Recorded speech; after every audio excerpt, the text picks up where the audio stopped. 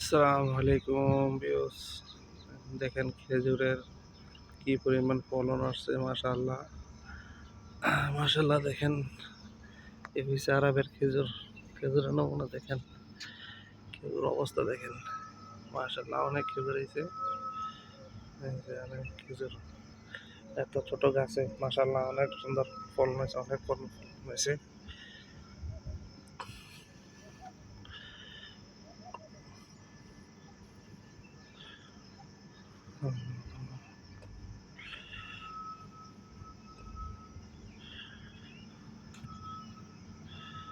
দেখেন অনেক খেজুর আসছে।